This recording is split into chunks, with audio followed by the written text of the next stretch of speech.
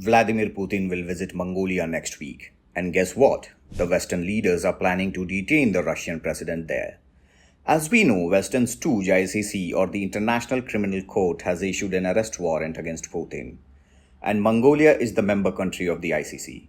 So when Putin visits Mongolia on September 3 to celebrate the 85th anniversary of joint victory of Soviet and Mongolian forces over Japanese militarists, the East Asian country may face pressure from the West to arrest Putin and hand him over to them. Obviously, it's not going to happen as Mongolia is no Japan, Australia or UK, who are nothing but official vassal state of the US. Mongolia follows its independent foreign policy, which meant it's not going to ruffle Putin's feathers just to appease Uncle Sam and the NATO. But can you sense the West's desperateness here? Despite imposing literally thousands of sanctions on Russia, the Russian economy is still booming. As of now, it's facing more than 16,000 sanctions from US, Canada, EU and company. But in a huge embarrassment, these sanctions backfired and devastated the European economies.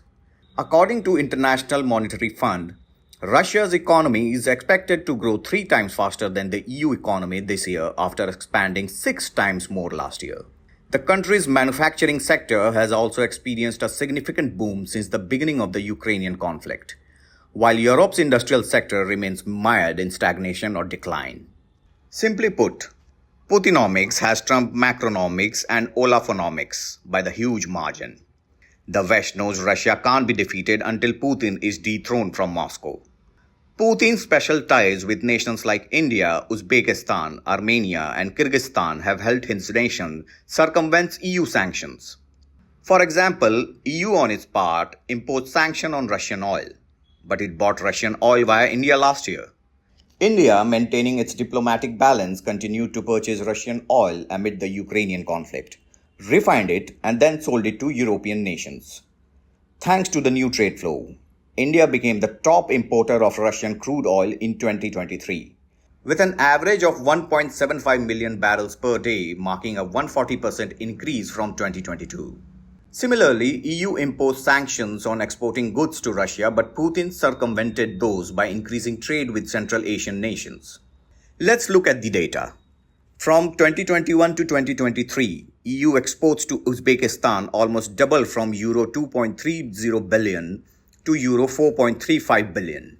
Sales of goods to Armenia nearly tripled from Euro 757 million to Euro 2.16 billion. And exports to Kyrgyzstan rose more than tenfold from Euro 263 million to Euro 2.73 billion. Why do you think this trade between EU and Central Asian nations boomed suddenly? Well, it was Russia's written all over it. Putin and Indian Prime Minister Narendra Modi are also good friends. That's why India and Russia are also mulling a dynamic reference rate for their respective currencies to end the dominance of US dollar. This proposed system aims to streamline financial transactions between the two countries and mitigate the impact of the US sanction on Russia. You see, a nation becomes like its leader.